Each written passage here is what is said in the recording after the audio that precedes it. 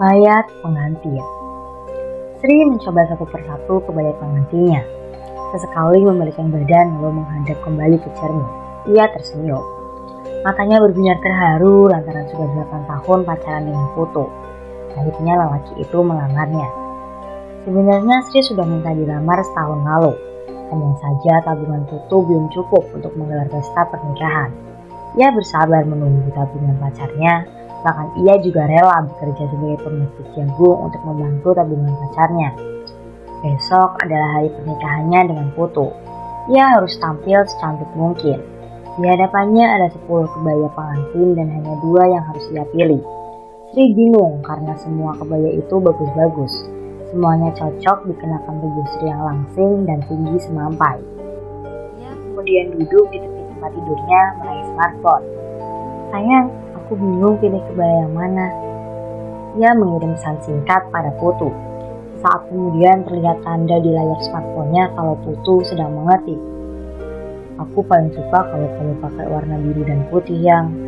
Jawab Putu. Jempol Sri kembali sibuk mengetik. Ya sudah, aku turutin mau kamu ya sayang. Sri tersenyum. Ia melepas kebaya itu dan mengenakan kembali pakaiannya. Kebaya itu kemudian ia bawa keluar kamar. Ia menghampiri Bu Fani, tukang sewa kebaya yang menunggunya di ruang tamu. Sudah lama sekali Sri tertarik dengan koleksi kebaya yang disewakan Bu Fani karena desainnya bagus dan elegan. Juga yang terpenting bagi Sri adalah harganya yang murah. Sudah murah masih bisa ditawar pula. Bagaimana? Sudah ada yang cocok? Sudah Bu Fani. Saya ikut apa kata calon suami saya saja. Dia lebih suka warna biru dan putih. Wah, bagus juga itu. Cocok sama kulitmu yang putih. Bu Fani memuji kebaya yang dipilih oleh Sri. Sri tersenyum. Tangannya mengelus-elus kebaya yang akan ia kenakan di hari pernikahannya. Ia merogoh sejumlah uang dari dalam saku celananya, lalu menyerahkan uang tersebut pada Bu Fani. Ini Bu uang sewanya, nanti setengah harganya saya bayar setelah acara ya Bu. Oh, jadi masalah. Semoga nikahnya lancar ya Sri. Bu Fani mengambil uang sewa tersebut. Mengenai Sri, dia adalah anak tunggal. Kedua orang tuanya sudah meninggal satu persatu. Di rumah tersebut ia hanya tinggal sendirian. Walaupun begitu, semenjak berpacaran dengan Putu, ia tidak pernah merasa kesepian lagi. Sri berkenalan dengan lelaki itu pada sebuah upacara ngaben, upacara kremasi adat Bali. Saat itu Putu menjadi salah satu petugas yang menggotong arak-arakan jenazah, sedangkan Sri hanya ikut menghadiri saja karena kebetulan yang meninggal adalah tetangganya. Secara tidak sengaja, Putu melihat seorang gadis cantik berkebaya putih adat Bali dengan rambut diikat ke belakang dan berdiri di pinggir jalan. Wanita yang sangat manis, membuat hati Putu meleleh. Setelah upacara ngaben selesai, Putu tanpa malu mengajak Sri berkenalan. Hingga akhirnya kedekatan mereka berlanjut hingga menjadi sepasang kekasih. Putu dulunya seorang pekerja serabutan. Banyak pekerjaan yang pernah ia lakoni seperti menjadi penjaga toko di pasar seni Ubud, menjadi anak buah kapal pesiar, penjualan buah-buahan, sampai menjadi kurir di perusahaan ekspedisi yang sekarang menjadi pekerjaan tetapnya. Dia nyaman dengan pekerjaannya yang sekarang. Mengapa tidak? Gaji yang Putu dapat lumayan besar, belum lagi uang tip dari pelanggan. Upacara adat pernikahan digelar. Orang-orang memadati jalan ikut meramaikan pernikahan tersebut. Sri didandani dengan sangat cantik. Sedangkan Putu mengenakan jas putih yang elegan dengan nuansa adat Bali yang khas. Prosesi demi prosesi dilalui dengan sempurna, dari mulai penjemputan mempelai wanita hingga prosesi mewibidana, sebuah prosesi pembersihan diri untuk kedua mempelai. Setelah semua prosesi selesai, tiba-tiba saja Sri meringis kesakitan. Tangannya memegangi dada kiri. Putu panik melihatnya. Kemudian tubuh Sri lunglai dan jatuh ke lantai. Ia tidak sadarkan diri. Semua orang berkerumun panik.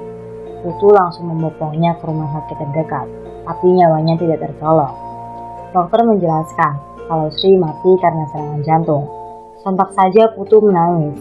Ia tidak menyangka pernikahannya akan jadi seperti ini. Putu duduk di samping mayat Sri yang masih mengenakan kebaya pengantin.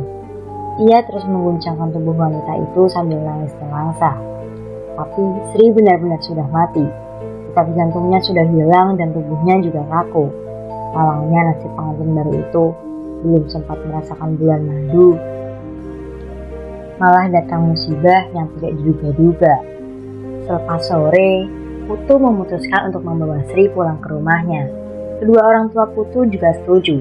Lebih baik upacara kremasi jenazah Sri diurus oleh mereka, karena Sri sudah tidak punya siapa-siapa lagi.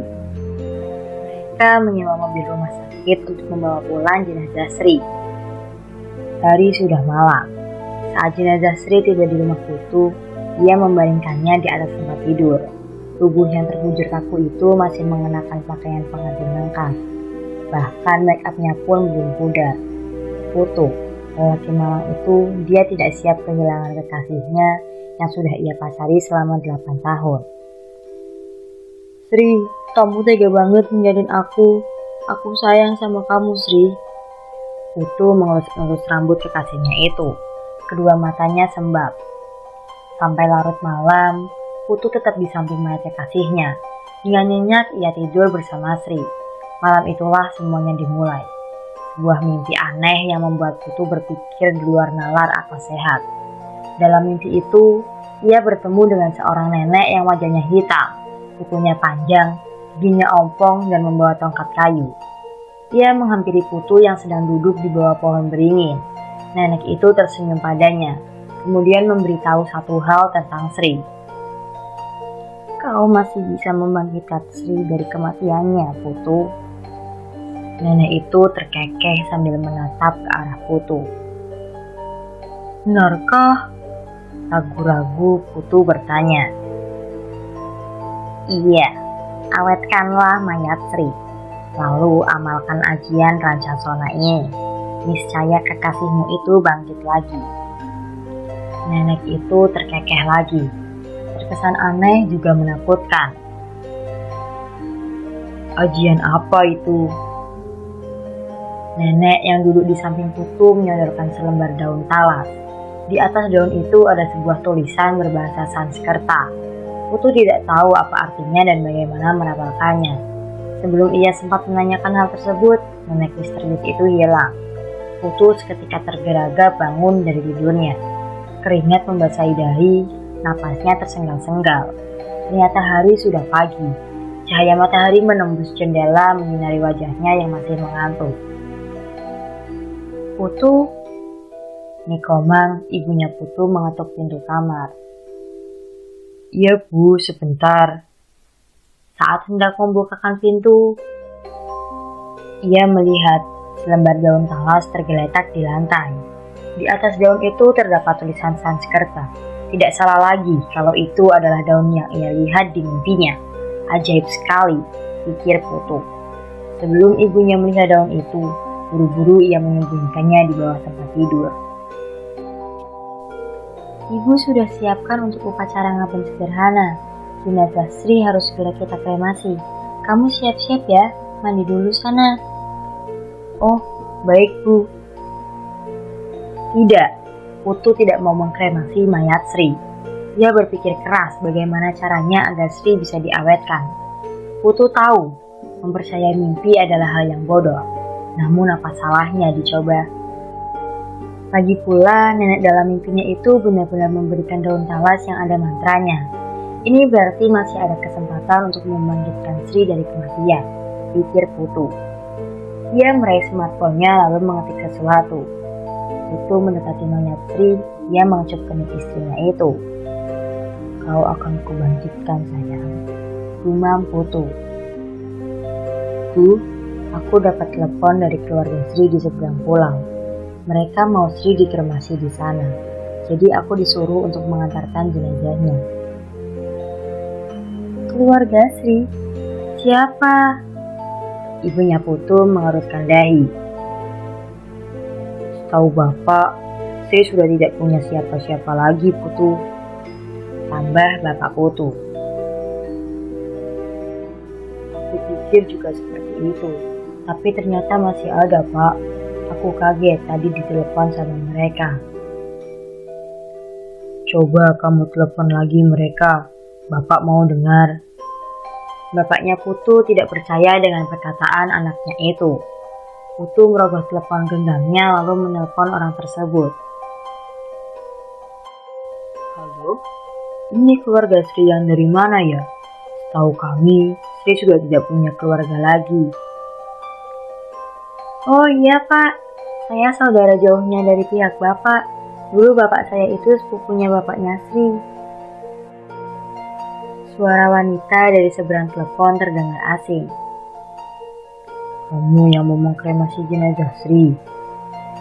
Iya Pak. Ya sudah, kalau itu maumu. Wajah Putu yang tadinya terlihat tegang sekarang cerah kembali. Rencananya berhasil. Ia meminta tolong pada Yuli, teman dekatnya, untuk pura-pura menjadi saudara jauh Sri. Selain itu, Putu juga ingin meminjam sebuah rumah kosong milik Yuli yang sudah lama tidak ditempati. Awalnya Yuli tidak mau meminjamkannya karena ide Putu terbilang gila, menghidupkan orang mati. Siapa pula di dunia ini yang bisa menghidupkan lagi orang yang sudah mati? Tapi setelah berkali-kali Putu memohon, Yuli akhirnya mau meminjamkan rumah kosong tersebut. Putu tahu kalau rumah itu sangat angker. Awalnya dibangun untuk dijadikan kontrakan, tapi setiap ada yang menghuni pasti diganggu makhluk gaib. Makanya sampai saat ini rumah itu tetap kosong dan dibiarkan tidak terurus. Yuli benar-benar tidak habis pikir kalau Putu percaya dengan mimpi. Tapi pertemanan mereka sudah terjalin sejak kecil, dan Yuli tidak tega mendengar Putu memohon-mohon seperti itu. Biar Bapak antar, Nak. Bapak Putu sudah rapi mengenakan batik biru dan celana hitam, hendak mengantarkan jenazah Sri. Tidak usah Pak, perjalanannya jauh sekali, biar Putu sajalah. Wajah Putu kembali tegang. Ia takut bapaknya maksa ingin ikut mengantar. Kau yakin sanggup sendiri? Iya kok Pak, di pelabuhan sudah ada orang-orang utusan keluarga Sri yang nanti akan bantu saya Pak. Putu berbohong lagi. Untung saja bapaknya Putu mudah percaya. Peti yang berisi jenazah Sri pun dinaikkan ke atas mobil pick-up yang Putu sewa. Sebuah terpal dibentangkan untuk menutupi peti jenazah. Setelah semua dirasa sudah siap, Putu menyuruh supir untuk berangkat. Ia duduk bersebelahan dengan kursi kemudi di depan. Mobil yang membawa jenazah Sri bergerak ke arah selatan dan masuk ke jalan raya. Setelah beberapa menit di perjalanan, Putu minta agar mobil berbelok ke kiri. Sopir pickup itu mulai bingung. Tadi katanya mau dibawa ke pelabuhan, dan sekarang malah berbelok arah. Sebenarnya kita mau kemana Pak Putu? Ikuti saja dulu arahanku, jawab Putu dengan nada dingin. Mereka tiba di sebuah jalan sempit. Jauh mata memandang hanya terlihat persawahan. Sopir pickup mulai tambah bingung melihat tempat ini. Kita gimana ini Pak? Nanti gue beritahu. Sekarang bantu aku mengangkat jenazah Sri ya. Sopir itu nurut saja. Dengan tergopoh-gopoh, mereka menggotong peti jenazah itu melintasi persawahan. Keringat membasahi wajah mereka, hingga sampailah di sebuah rumah kosong yang terletak tepat menghadap ke persawahan.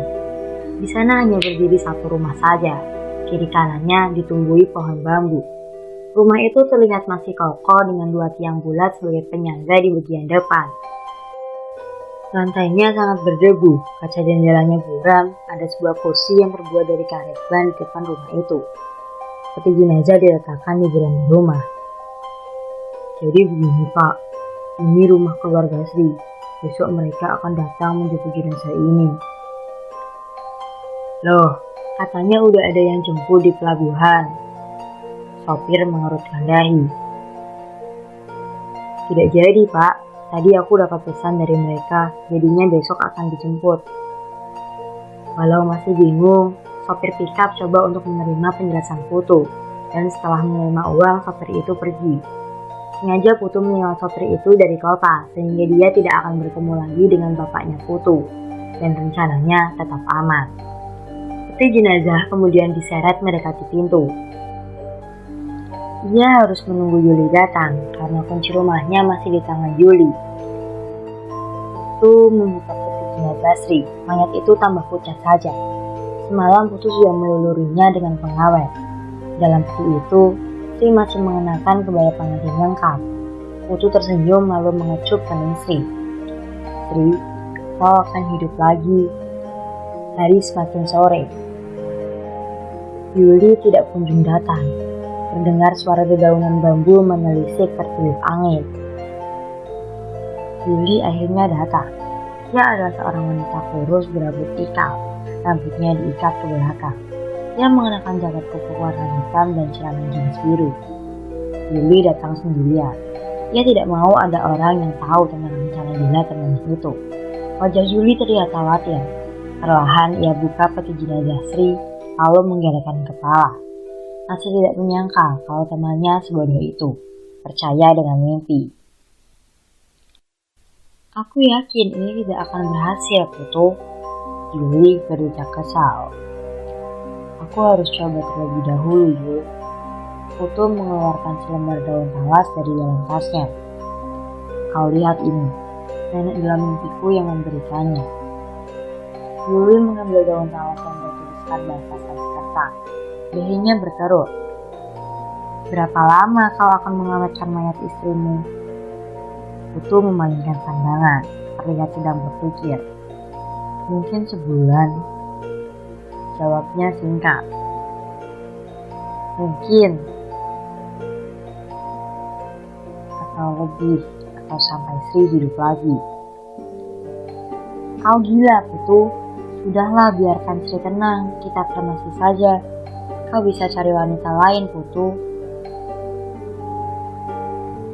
Aku tidak bisa hidup tanpa Sri. Kau tahu sendiri kan, Yul. Aku akan buktikan padamu kalau Sri masih bisa dihidupkan lagi. Terserah kau sajalah.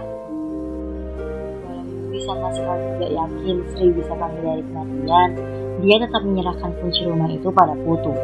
Ia bahkan membantu temannya menggotong peti jenazah masuk ke dalam rumah. Sudah lama rumah ini tidak ada yang isi. Kau tahu kan kalau rumah ini angker? Ya, aku tahu. Tapi tak jadi soal. Aku yakin kalau tidak macam-macam mereka tidak akan menungguku. Debu berserak di mana-mana. Lantainya juga kotor. Dindingnya masih terlihat bersih, hanya ada sedikit sarang laba-laba saja di setiap sudutnya. Walau sudah lama tidak digali, peralatan rumah itu terlihat lengkap. Sudah ditutup kain putih agar terhindar dari debu. Putu, kau harus membersihkan rumah ini dulu. Sudah lama rumah ini tidak ditempati. Aku takut ada ular yang masuk ke rumah, kata Yuli sesaat sebelum pamit pulang. Kau tenang saja, Yuli. Nanti kubersihkan. Sekali lagi, aku sangat berterima kasih padamu.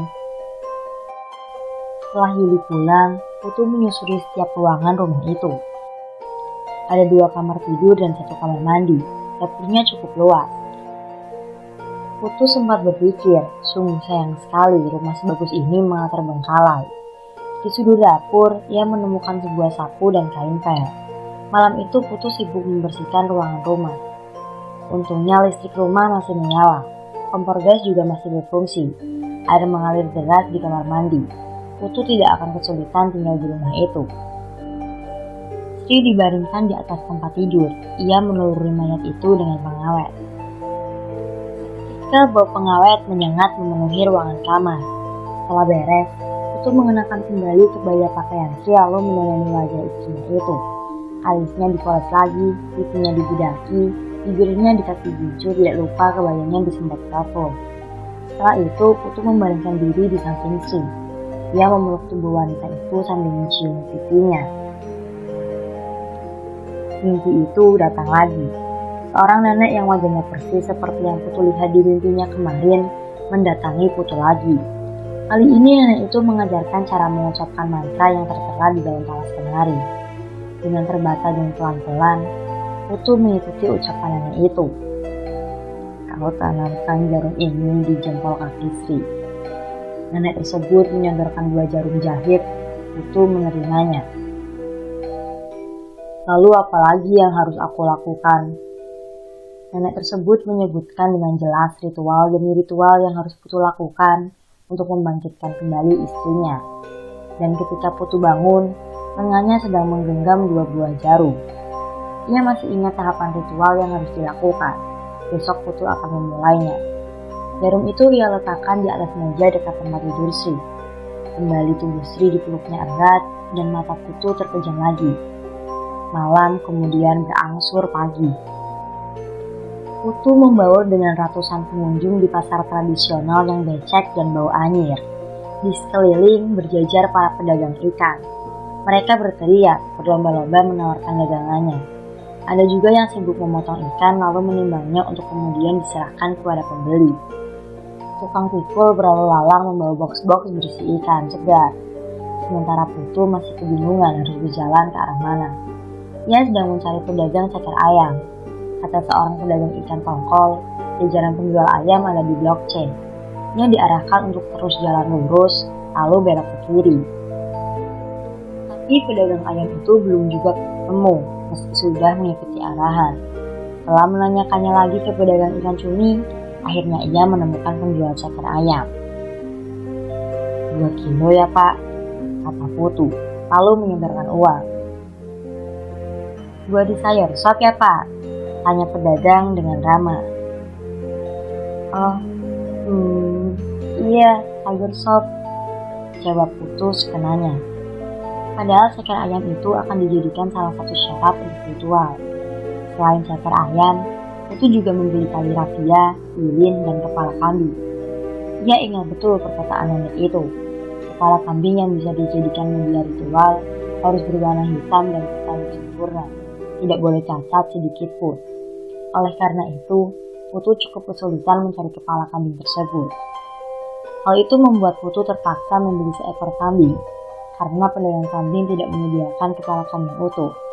Setelah semuanya dirasa lengkap, ia langsung pulang. Malamnya, Putu mengikat ceker-ceker ayam yang telah dibelinya dengan tali rafia. Ia kemudian menggantungnya di langit-langit kamar. Jendela kamar ditutup, lampu juga ia padamkan. Ia menyalakan sebuah lilin. Ia lalu mengeluarkan daun talas yang bertuliskan bahasa Sanskerta dari dalam tas. Dengan terbata-bata, ia membaca mantra tersebut sembari memejamkan mata. Putu masih ingat betul cara merapalkannya. Setelah dibaca berulang-ulang, tetap tidak ada yang berubah dari mayat Sri. Ia masih terlihat pucat kering dan tidak bergerak sama sekali. Putu tidak putus asa. Ia kembali merapalkan mantra yang sama.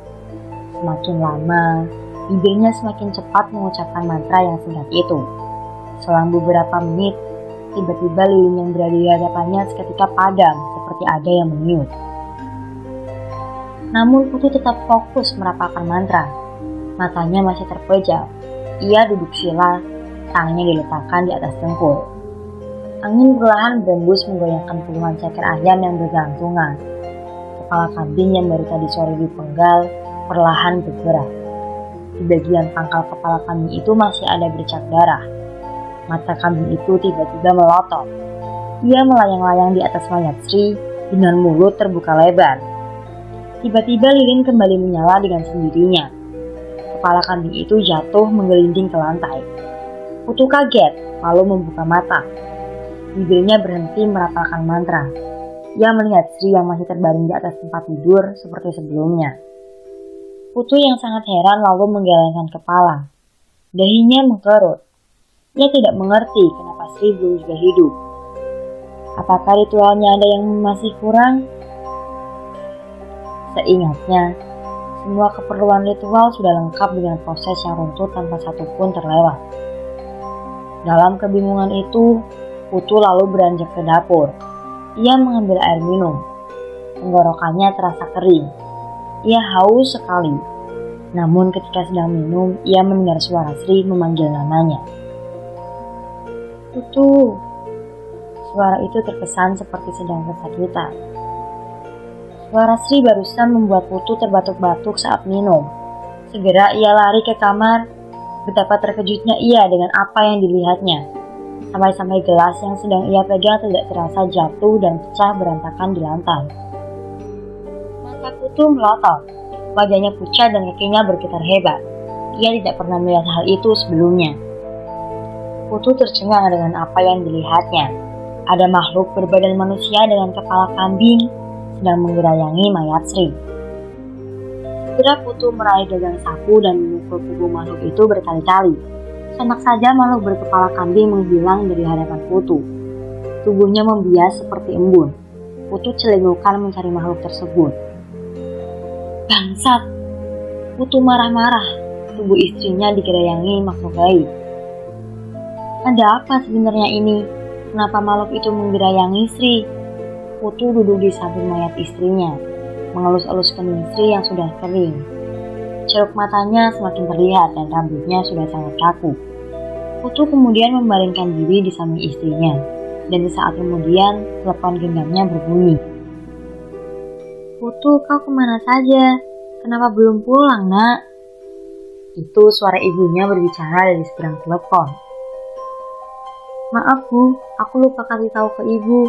Jadi sepulang dari kerabat Sri, aku langsung disuruh ke kantor. Ada pemindahan tugas Bu. Sekarang aku sedang kerja di luar kota. Nanti kalau libur aku pasti pulang Bu. Putu lagi-lagi mengarang cerita. Bapakmu lagi sakit nak. Pulang dulu lah. Barang sehari atau 2 hari.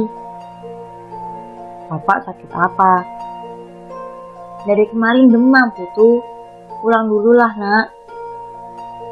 Iya Bu, kalau begitu aku akan coba izin ke atasan ya. Telepon ditutup. Ia tidak mau pulang sebelum Sri hidup kembali. Lagi pula cutinya masih panjang dan uang sisa pesta pernikahan masih cukup untuk menopang hidupnya saat ini. Putu meletakkan kembali telepon genggamnya. Tapi saat hendak memberikan badan, tidak sengaja matanya melihat rambut berwarna putih yang tergeletak di lantai, menjulur keluar kamar. Pelan-pelan Putu mengikutinya. Rambut tersebut mengarah keluar kamar, terus menjulur hingga ke halaman belakang. Segera Putu mengambil telepon genggam lalu menyalakan senternya. Tepat di bawah batang pohon bambu, ia berhenti lalu mendongakkan kepala. Rambut yang ia ikuti menjuntai dari atas pohon itu. Di sana Putu melihat seorang nenek yang datang di mimpinya sedang melayang di sela-sela pohon. Putu terkejut saat mengarahkan senternya pada sosok nenek. Nek, Sri bagaimana Nek? Dia sampai sekarang belum juga hidup Nek. Nenek itu terkekeh di atas pohon bambu. Angin menerpa wajahnya. Tumbal, carilah tumbal, jawab nenek itu. Tumbal apa lagi? Bukankah semua sudah kulakukan? Manusia, kau harus menumbalkan manusia. Kalau kau sudah menumbalkan 3 orang manusia, maka Sri akan benar-benar bangkit dari kematiannya. Apakah aku harus membunuh tumbal-tumbal itu? Biarkan dia hidup. Makhluk berkepala kambing itu akan memakan tumbalmu. Putu kebingungan. Dari mana dia dapat tumbal manusia? Saat Putu sedang berpikir, tiba-tiba nenek itu terbang sambil tertawa terbahak-bahak, kemudian hilang di antara batang-batang pohon bambu. Sesaat kemudian Putu teringat pada mayat istrinya. Jangan-jangan makhluk berkepala kambing itu muncul lagi. Dia langsung lari menuju kamar. Ternyata makhluk itu tidak muncul lagi. Putu menghembuskan napas lega. Seorang perempuan berparas cantik yang berpakaian seksi berdiri di pinggir jalan. Wajahnya sangat medok oleh make up. Sebatang rokok yang masih panjang ia hisap berkali-kali sambil terus memperhatikan jalanan yang sepi. Ia seorang pelacur yang sedang mencari nafkah. Sudah hampir sejam dia berdiri di sana, tapi belum juga ada pelanggan yang tertarik padanya. Sesaat kemudian, wajahnya seketika cerah saat melihat seorang lelaki berjalan kaki mendekatinya. Lelaki itu tidak lain adalah Putu. Berapa untuk bisa hidup semalam denganmu? 300.000 sudah sama hotel. Aku tidak mau di hotel, di rumahku saja. Aman, tanya wanita itu. Sangat aman, jawab Putu. Putu kemudian membawanya ke rumah. Ia mengurung pelacur itu di dalam kamar Sri. Terdengar suara teriakan meminta tolong. Pelacur itu menjerit-jerit kesakitan hingga suaranya menghilang. Putu bergidik ngeri mendengar cerita wanita tersebut. Ia tidak bisa membayangkan betapa mengerikannya makhluk berkepala kambing memakan pelacur tersebut. Setelah suara jeritan tidak terdengar lagi, perlahan Putu membuka pintu kamarnya. Pelacur tersebut sudah tidak ada. Bercak darah tercecer di lantai. Ia buru-buru menghampiri mayat Sri. Ajaib. Tangan kanan Sri terasa hangat seperti ada darah yang mengalir di dalamnya. Putu semakin semangat melakukan ritual. Besok dia akan mencari tumbal lagi. Arini membetulkan kerah bajunya. Ia mundur satu langkah karena sepatunya terkena cipratan air hujan. Lengan bajunya disingsingkan. Nampaklah sebuah gelang yang terbuat dari akar pohon kecapi. Itu bukan gelang sembarangan, melainkan sebagai jimat pelindung dari gangguan manusia dan jin jahat. Ayahnya yang memberikan gelang tersebut. Maklum saja, dulu waktu Arini kecil, ia sering sekali kesurupan. Kata orang kampung, ada jin yang nempel di tubuh Arini, sehingga tubuhnya harus selalu dijaga dengan jimat pengusir jin jahat. Dan semenjak mengenakan gelang itu, ia tidak pernah lagi kesurupan. Ia sedang berdiri di halte angkot. Kebetulan hujan sore itu mengguyur sangat deras. Arini adalah seorang gadis Bali berumur 21 tahun. Ia seorang tenaga asisten rumah tangga yang bekerja di sebuah yayasan penyalur. Setelah 1 bulan mengikuti pelatihan, ia akhirnya mendapatkan pekerjaan pertamanya. Ia merogoh secari kertas dari kantong jaketnya. Memeriksa kembali alamat yang diberikan yayasan penyalur. Lokasi itu lumayan jauh, tapi Arini harus tetap mendatanginya. Ia ingin segera kerja dan mendapatkan uang. Setelah menunggu hampir setengah jam, akhirnya mobil angkot pun tiba. Dengan terburu-buru, ia masuk ke dalam mobil tersebut karena takut bajunya basah. Angkot yang membawa Arini pun melaju perlahan di bawah derasnya guyuran hujan. Setelah kurang lebih 40 menit perjalanan, ia akhirnya tiba di tujuan. Hujan sudah reda.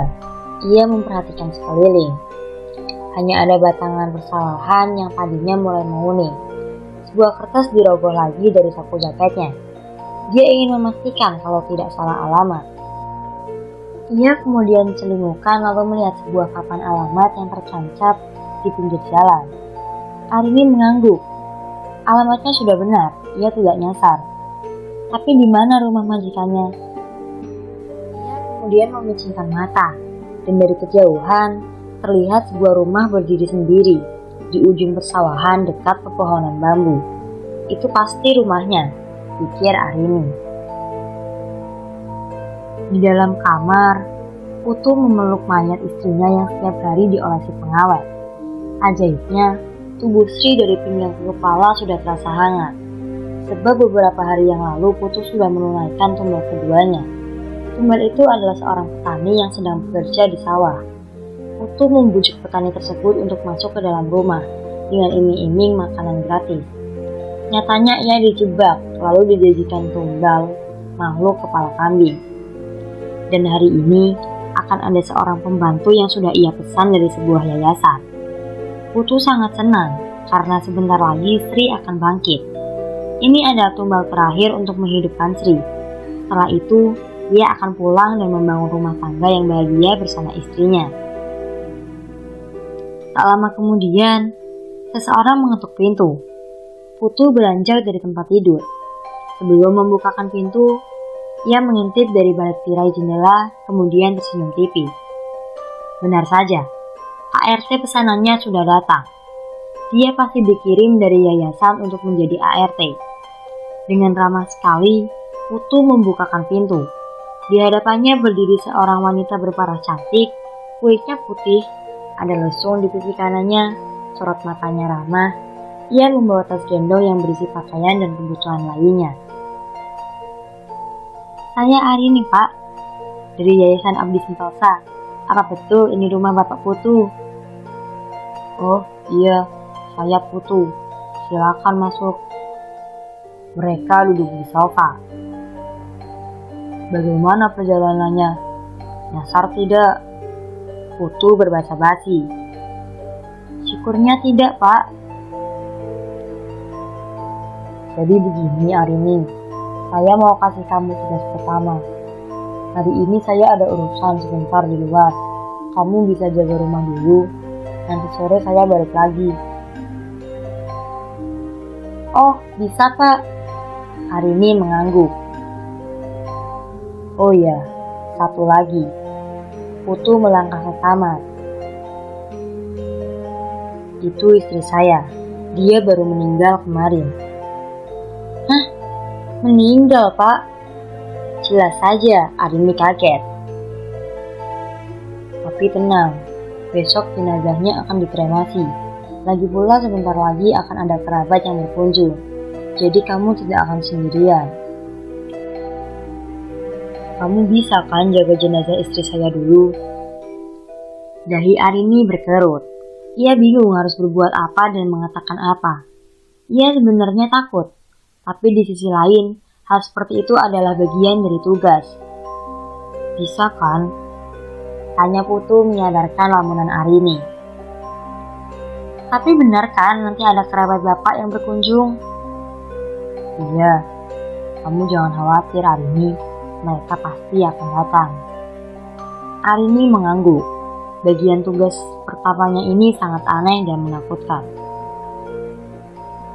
Sekarang kamu bisa bantu saya. Bantu apa, Pak? Meluluri jenazah dengan pengawet. Jantung Arini terasa mau copot. Baru kali ini saja dalam hidupnya ada yang minta bantuan untuk meluluri jenazah. Boleh, Pak. Ragu-ragu Arini menuruti permintaan Putu. Dan ketika Arini masuk ke dalam kamar tersebut, saat itu juga Putu mengurungnya. Pintu itu dikunci dari luar.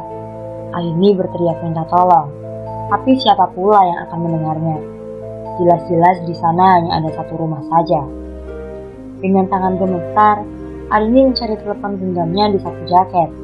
Sial, telepon genggamnya ada di dalam tas, dan tas itu tertinggal di ruang tamu. Putu tertawa terbahak-bahak. Ia sangat senang karena sebentar lagi istrinya akan hidup kembali.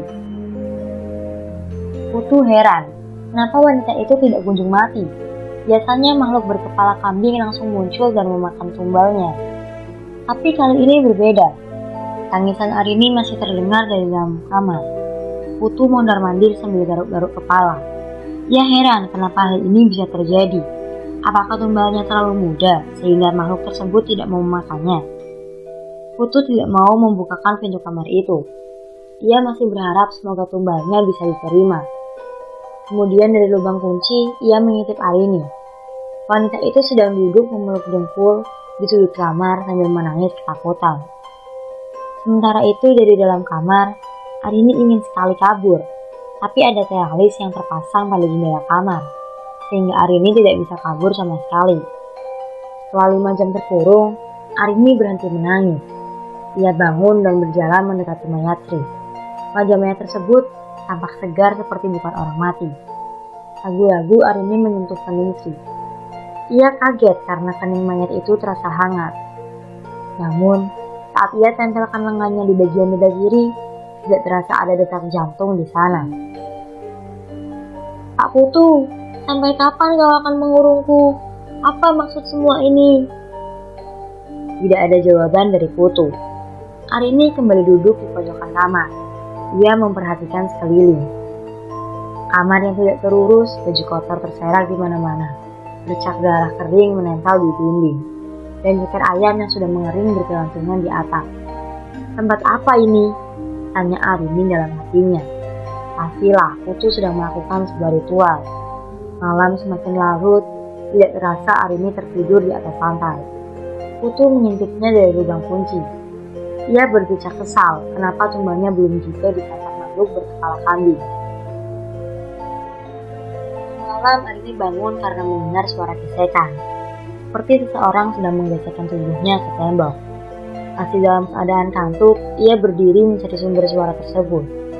Di sudut kanan kamar, terlihat seseorang sedang berdiri membelakanginya. Ia ketakutan dan berteriak karena setelah diperhatikan lagi, ternyata manusia itu berkepala kambing. Arini mengendor-ketor pintu, minta dikeluarkan. Pak Putu, tolong Pak! Pak! Putu yang sedang tidur di atas sofa seketika tergerak terbangun. Ia langsung tersenyum. Pasti makhluk gaib itu sedang melakukan aksinya, pikirnya. Perlahan Putu mengintipnya lagi dari lubang kunci. Tanpa ia sadari, sebuah obeng muncul dari lubang kunci tersebut lalu menusuk bola mata kanannya. Darah mengucur. Putu menjerit kesakitan. Ia mundur dengan langkah terhuyung hingga ambruk ke lantai. Kakinya dihentak-hentakan ke lantai. Menahan rasa perih, ia kemudian mengempaskan apapun yang ada di depannya. Ngamuk tidak karuan. Sudah dapat dipastikan mata kanannya buta. Obeng yang ditusukkan oleh Arini tepat sekali mengenai mata Putu. Bangsat! Putu berteriak kesakitan. Wajahnya berkeringat. Keluarkan aku dari sini, iblis sialan! Teriak Arini dari dalam kamar. Tangannya masih memegangi obeng yang tidak sengaja ia temukan di kolong tempat tidur Sri. Sosok berkepala kambing tidak menampakkan wujudnya lagi.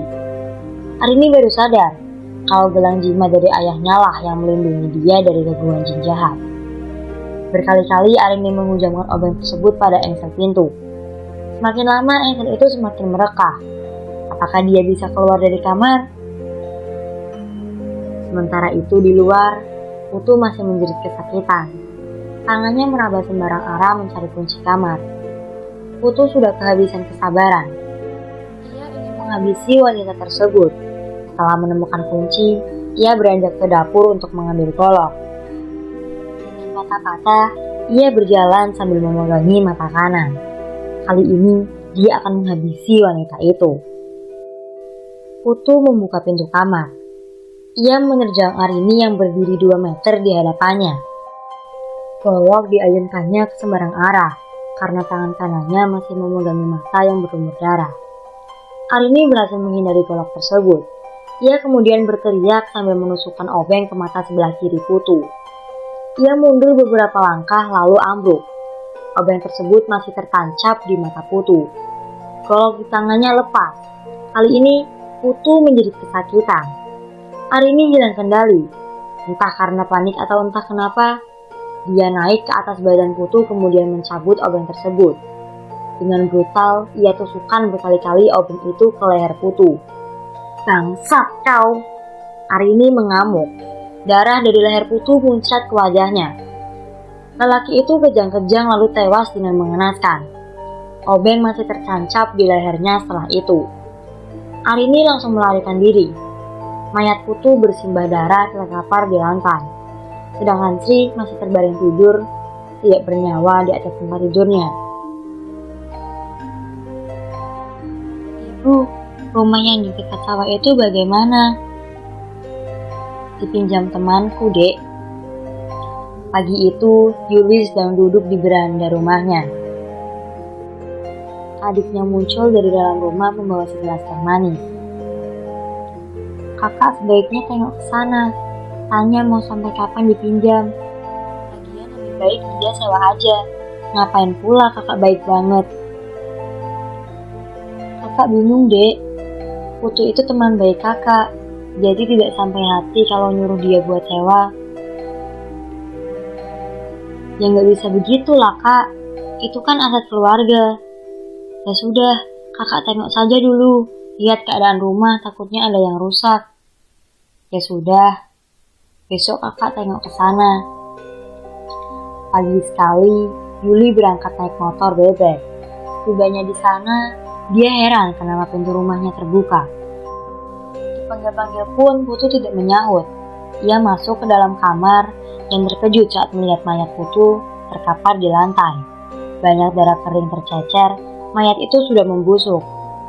Yuli panik, buru-buru beralih keluar. Namun saat hendak menuju pintu rumah, tiba-tiba pintu tersebut tertutup dengan sendirinya. Lalu ada sesuatu yang menarik kaki kanannya sehingga Yuli terjatuh ke lantai. Tubuhnya diseret masuk ke dalam kamar. Pintu pun tertutup rapat.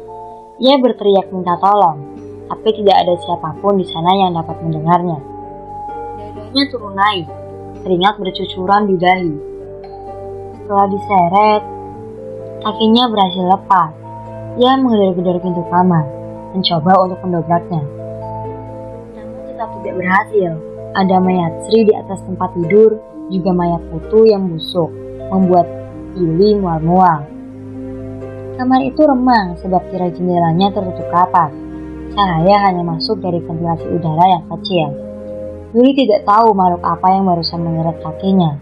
Ia tidak melihat apapun, hingga akhirnya di pojok kanan ruangan, dekat dengan tempat tidur Sri, muncul sesosok bayangan manusia berkepala kambing. Ia perlahan mendekat. Yuli semakin berteriak ketakutan. Makhluk itu meluruskan telunjuknya ke wajah Yuli, dan seketika Yuli tidak bisa berbicara. Lidahnya putus lalu jatuh ke lantai. Disusul bola-bola matanya menggelinding ke sana-sini. Yuli berlutut. Tubuhnya bergetar seperti ikan hidup yang baru saja dibanting. Satu persatu organ tubuh Yuli jatuh, termasuk kelaminnya. Dan sekali hisapan saja, makhluk itu menyedot semua organ tubuh Yuli lalu menelan sisa tubuhnya bulat-bulat. Sesaat setelah makhluk itu selesai menyantap Yuli, dengan ajaib jari telunjuk Sri bergerak. Sekali hentakan saja. Tubuhnya hangat. Ada detak jantung di dada kirinya. Di bagian leher, nadinya kembali berdenyut. Dalam sekali tarikan napas, Sri hidup kembali. Matanya melotot seperti baru saja mengalami kejadian mengerikan. Ia meraba tubuhnya yang masih berpakaian pengantin. Gimana ini? Kenapa aku ada di sini? Tanyanya dalam hati. Ia perlahan duduk dan masih dalam posisi di atas tempat tidurnya. Diperhatikannya sekeliling ruangan. Kamar yang remang, bau busuk menguar menusuk hidung. Sentak saja ia terkejut saat mendapati mayat Putu terkapar mengenaskan di lantai. Namun saat akan turun dari tempat tidur, kepalanya terasa sangat sakit. Sri mengatur napasnya. Walau terasa sakit, ia tetap memaksakan tubuhnya untuk turun dari tempat tidur. Langkahnya patah-patah mendekati Putu. Mayatnya sudah membusuk. Sri menangis. Ia tidak tahu apa yang sebenarnya yang sedang terjadi. Seingatnya, terakhir kali dia bersama Putu di pesta pernikahan. Setelah itu, ia merasa dadanya sakit dan tidak sadarkan diri. Setelah menangisi Putu, ia melangkah keluar rumah. Dilihatnya bentangan sawah. Jauh di sana ada sebuah jalan membentang dengan lalu lalang kendaraan. Sri berjalan telanjang kaki. Dia ingin meminta tolong ke siapapun yang ditemuinya untuk mengevakuasi jenazah Putu. Di pinggir jalan, Sri berhasil menurunkan seorang pengendara motor. Lelaki itu terheran-heran kenapa ada pengantin yang nyeker berdiri di pinggir jalan. Setelah mendengar penjelasan Sri, ia terkejut dan segera menelpon polisi. Tidak lama berselang, polisi berdatangan. Rumah tersebut langsung dilingkari garis polisi. Jenazah Putu dibawa ke rumah sakit untuk dilakukan otopsi. Dari luka yang ada di sekujur tubuh Putu, jelas sudah kalau itu adalah sebuah pembunuhan. Polisi masih memburu siapa pelakunya. Sementara itu, kedua orang tua Putu sangat terpukul atas kematian anaknya. Mereka ingin pelakunya dihukum dengan seberat-beratnya. Soal Yuli, ia dinyatakan hilang. Jelas saja, tidak ada orang yang tahu keberadaan Yuli. Wanita itu ditelan bulat-bulat oleh makhluk berkepala kambing. Adiknya menangis setiap hari. Dia tidak sanggup kalau harus kehilangan kakak tercintanya. Orang-orang ketakutan saat melihat Sri kembali. Yang mereka tahu, Sri itu sudah mati. Kemunculannya benar-benar menggemarkan semua orang. Perlahan, Sri mulai dijauhi. Banyak warga yang takut padanya. Tapi tidak semua orang takut. Ada juga yang menganggap kalau Sri hanya mati suri saja. Saat dia diminta bercerita tentang pengalaman kematiannya, Sri selalu menjawab tidak tahu. Memang benar kalau Sri tidak merasakan apa-apa saat meninggal. Seperti tidur saja, tidak sadarkan diri. Akibat kematiannya yang singkat itu, banyak hal dalam hidup Sri yang berubah. Yang ia tidak suka adalah dijauhi orang-orang karena masih saja ada orang yang takut berdekatan dengannya. Ia sempat kesulitan mencari pekerjaan, sebab para pemilik kebun sudah mendengar kalau Sri pernah meninggal. Setelah mondar-mandir mencari pekerjaan, akhirnya ada juga yang menerima Sri sebagai pemetik cabai. Ada satu hal yang tidak diketahui orang-orang tentang Sri, setelah bangkit dari kematian. Dia selalu diikuti makhluk berkepala kambing. Makhluk itu sering datang ke mimpi Sri. Tidak jarang juga menampakkan diri di pojokan kamar. Sri selalu ketakutan dan berteriak kalau melihat makhluk mengerikan tersebut. Seperti malam itu, hujan mengguyur dengan deras, sedangkan Sri sedang tertidur pulas di kamarnya. Tirai jendela kamarnya berkibar-kibar tertiup angin. Percikan air hujan masuk perlahan membasahi lantai. Sri terbangun. Ia mengucuk matanya yang terasa kantuk. Terlihat semakin jelas dari balik jendela kamarnya, sesosok bayangan manusia berkepala kambing sedang memperhatikannya. Bayangan itu muncul, tenggelam, tersorot cahaya petir. Sri berteriak ketakutan. Kali ini makhluk tersebut bukan hanya menampakkan diri, tapi mendekati Sri. Jendela, matanya melotot, lidahnya melambai. Sosok itu telanjang bulat, tanduknya melengkung sempurna. Sri. Suara mengerikan keluar dari mulut makhluk tersebut. Disambut teriakan Sri yang sangat ketakutan. Tetangga Sri sebenarnya sering mendengar teriakannya, tapi mereka tidak mau ambil risiko. Yang mereka yakini, Sri sudah meninggal dan itu mengerikan. Sebenarnya, apa yang makhluk itu mau dari Sri? Cerita mayat pengantin pun selesai.